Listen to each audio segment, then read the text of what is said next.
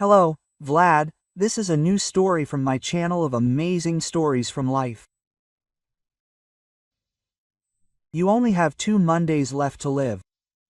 You're dragging me down, but I want to live. I've just gotten everything right, and you want to ruin it all again?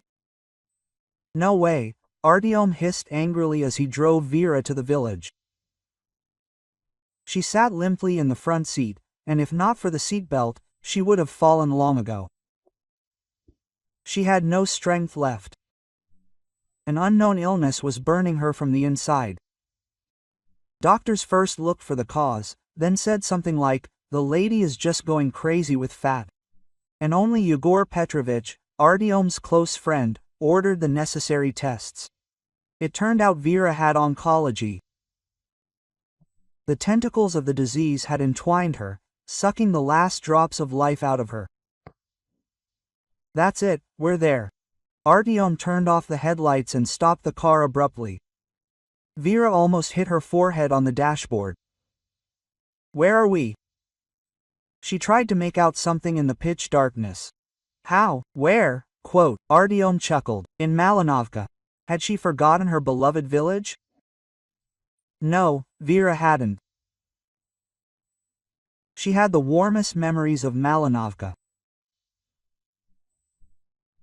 Long ago, when she was still little, her grandmother lived there, along with numerous relatives of her father.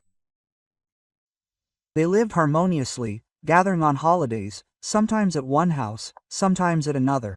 On weekends, city uncles, aunts, brothers, and sisters would come. And in the summer, Vera's village children's group consisted of at least half relatives. Incidentally, she started first grade there too. Her parents would leave for 2 years on business, but the older Vera got, the fewer children remained in the village. The young people left, the old people died. In the summer, the village was bustling. Summer residents would arrive, bringing their grandchildren, but with each winter, the streets became increasingly dark. Vera was 17 when she entered university and started working on the side. Brick by brick, she built a career as an architect and designer. She worked to build a name for herself, only to open her own company at 28. She chose a less than feminine field, cottage construction. Her first client was a second cousin from Malinovka, then his friends and relatives. Verka, do you know why clients flock to you? My brother confided one day. Are you recommending anything? No, your houses have a very kind energy, warm, natural, sunny. I've noticed, and my family always says, it's like walking through a bright forest on a summer day. That's what I wanted them to be like. After all, our ancestors drew their strength not from plastic, but from nature. So I do everything with respect and gratitude. Maybe you also visit shamans and witches? My brother laughed kindly. No, I didn't go to them, but I did go to a healer, a hermit. He said that as long as I loved nature, everything in my life would be fine. Vera Anatolovna's subordinates respected her. She designed the cottages herself and knew absolutely every stage of construction, from the piles to the final finishing. One of the clients, Artyom, was so impressed by how this fragile girl easily explained to grown, rough men what they had done wrong and how to fix it that he immediately fell in love. Well, and then he got married. Vera was 33 when Artyom offered to invest in the project. He himself was floundering through life, swinging from one extreme to another. He seemed to be in business, but he had no strategic thinking. He tried to swindle, snatch, grease, and deceive, even where there was absolutely no need, and he spent everything he earned in one go, hoping for a lucky break. And it wasn't just because he fell in love that he clung to faith. He felt he'd always be satisfied with someone like her. Look, there's a fantastic project. We could build a paving slab factory, he suggested. Artyom, why do we need that? We're doing just fine as it is, Vera said in surprise. You don't understand. With our little factory, we'll always have the right shape, color, and quantity of paving slabs. Quote, moreover, I'm proposing to make regular paving slabs and rubber ones for playgrounds and sports fields. Artyom's eyes lit up as he described the project. So where do you propose opening this factory? Vera rubbed her chin. Where? Well, I don't know. Quote, Artyom seemed surprised by the question. Or maybe in Malinovka. There's an abandoned cowshed there. There used to be some kind of factory there. I think even the factory building is still standing, Vera suggested. That's great. Okay, let's give our lawyers a business plan to finalize. Let them find out about the place, and then we'll get started. My husband's voice was shaking with excitement. The lease for the workshops was finalized very quickly. The technology was found in a jiffy, and locals were invited to work at the plant. The Malinovskys tried by hook or by crook to get a job with Vera Anatolievna. After all, the work is close to home and the salary is good. The plant worked well for a year and a half.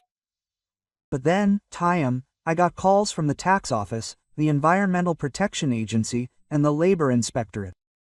What's going on? Veronchik, you see, I'm completely overwhelmed here. I didn't have time to pay some things. What do you mean I didn't have time? What do you need an accountant for? An assistant? Hey, cuckoos, these are fried. He doesn't understand anything, the husband suddenly answered aggressively. That can't be true. Tatiana Valerievna has been working with us for a long time. Yes, it's hard to find a better accountant. Well, that means she's also working on the side, and she has no time left for us. Listen, I'm as upset as you are. Okay, I'll look for another accountant. And what about labor and environmental protection? Well, there's this thing, Artyom stated again. What kind of thing exactly? Vera couldn't figure it out for a long time. Her husband was in charge of the land. She only looked through the documents from time to time. But after all these oddities, she decided to visit Malinovka. At the entrance to the village, she saw an elderly woman, the mother of her classmate Katya, and was surprised that in the village the elderly people were no worse off than in the city. The woman waved her hand, stopping the car. Vera, how is this possible? And the woman was breathing heavily. Do you really hate Malinovka so much that you did this? What happened? You what? You don't know. The water is dirty, the air is dirty, we're all sick all the time. Well, it's hardly the plant's fault. Do you think we have the most modern treatment facilities? Hey, God be with you, Judge, the woman waved her hand. Katya, hi. Vera called after her. To whom? The woman turned around in surprise. Katya, Vera said quietly.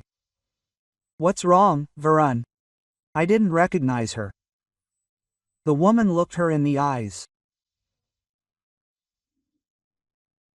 Katya, only now did she notice that this wasn't an old woman, but her school friend, who looked painfully tired. No, I don't drink. Don't worry, I just work at your plant and live here. What else can you do? You can't lure real estate buyers to Malinovka, there are no fools, Katerina laughed and then began to cough.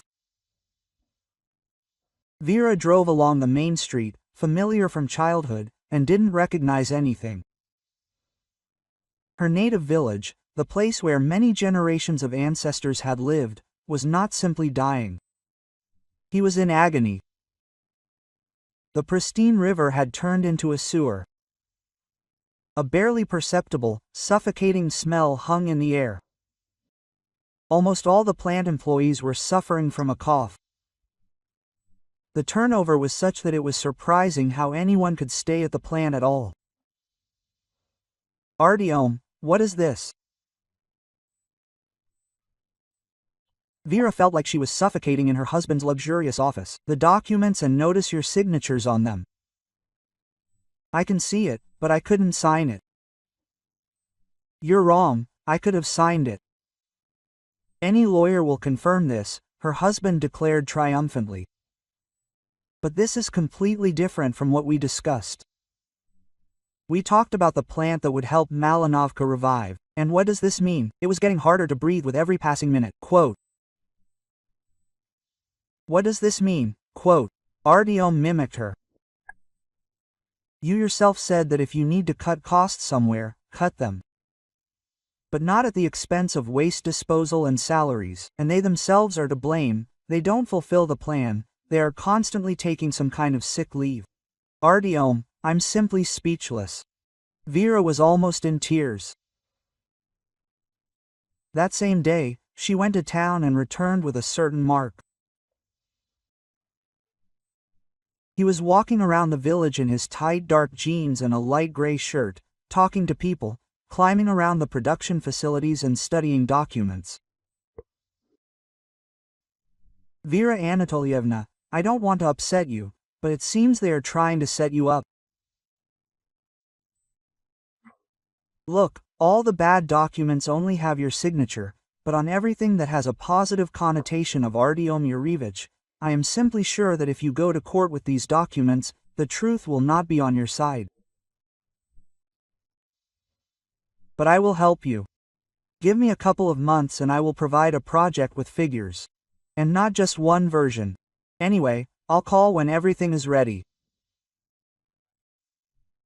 Mark left, and Vera was overcome by such a wave of anger that she felt like a volcano inside her was about to erupt. She resolutely went home, or rather to her grandmother's house, so that talked to Artyom. But as soon as she stepped onto the steps, the world spun around her. The colors faded, and her faith sank. Doctors in both the state and private clinics merely shrugged their shoulders. According to the tests, she was perfectly healthy. However, they gradually came to the conclusion that she had some kind of nervous disorder. They tried giving her some pills, but there was no improvement. First, a weakness set in, making Vera barely able to stand. Then, breathing problems began. It felt as if her body had dried up from the inside, and the air she inhaled tore at her throat and lungs. Quote, Take your wife to rest. It could be the sea, the mountains, any place associated with something good, the doctors advised. And Artyom took Vera to the place where she had once been happy. Quote, Do you feel how the air has become? It's because you signed the documents for the lowest quality wastewater treatment plant, her husband whispered in her ear. He held Vera's hand during a walk. Quote, But I didn't sign it, she protested weakly. Of course she did. And look, some fish washed up on the shore. It looks like an ecological disaster. Artyom, how could this be? I would never. Vera cried again and again because of what had happened. She felt herself growing thinner with each passing day, like a lollipop melting in tea. A month in Malinovka, and until recently, this young, healthy woman had completely stopped getting out of bed. Artyom took her to the city and showed her to Yegor Petrovich. He ordered tests, felt her arms and legs, auscultated her, and delivered his verdict. Vera has 2 weeks left to live. Quote, That means today is Monday, Yegor Petrovich said, crumpling his sweaty hands, nervously shifting his feet and not looking up at Vera. That means 2 more Mondays and that's it. I advise you to get your affairs in order and say goodbye to your family. What do you mean, 2 weeks? Vera asked weakly. However, she herself was sure that she, having brought him to the village, needed to fix everything and only then leave. Quote, Well, that's how it is, Yegor Petrovich shrugged. I can, of course, prescribe medication, but they won't do any good, and they might make things worse. I understand, Vera replied. Artyom, take me home. She dozed off in the car, and when she woke up, there was darkness and silence all around. That's it, we've arrived. Artyom stopped the car abruptly, and Vera almost hit her forehead.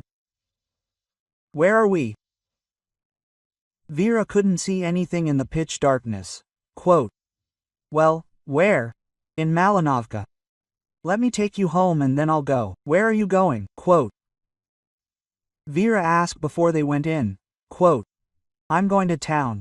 What am I supposed to do with you here that's painful? I'll send a nurse tomorrow, and I'll bring a lawyer in 2 days. We'll need to sort out all the legal issues. What issues? Vera asked, barely audible, and lay down on the bed, fully dressed. Quote, so, how are you with the inheritance? Her husband answered cheerfully. You don't want strangers to inherit anything, do you? You only have a short life left anyway, and for me, it's just the beginning. Vera didn't answer. Dead fish floated in her sleep, sticky and heavy, and the factory that was supposed to provide work for the Malinovka resident exuded toxic air. Through her sleep, Vera heard retreating footsteps, the slam of a door, and the sound of a car driving away. Then there was silence. Only the occasional chirping of crickets nearby. Then the door slammed loudly. Someone sadly approached her, walking heavily across the creaky floorboards.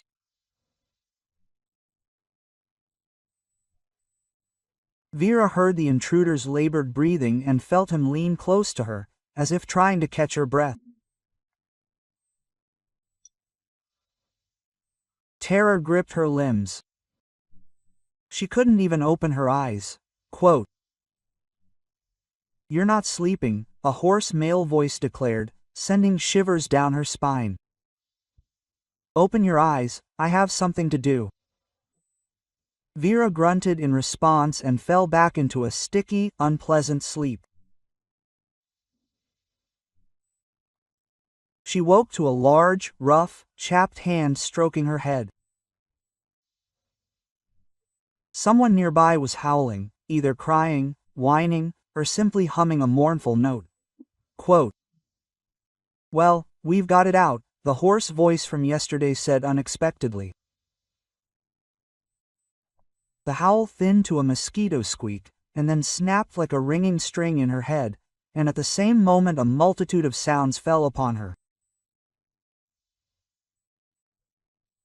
They were baking pancakes in the kitchen, and the sizzle of batter, which had just been poured onto a hot frying pan, mingled with the warm pancake smell and the smell of strawberries. Under the window, they were trimming the grass.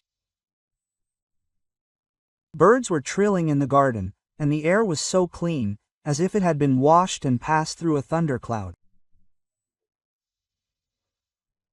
Vera opened her eyes, but immediately squinted from the unbearably bright light. Quote, Wait, I'll cover the window, the man croaked. The room became less bright, and Vera opened her eyes. Her whole body ached, as if she had been unloading coal cars for a week. Quote, Who are you? She asked the shaggy man. What didn't the relative admit? Quote, He laughed. Your grandmother's second cousin, Semyonich. You came to me as a snotty child, asking where your place was.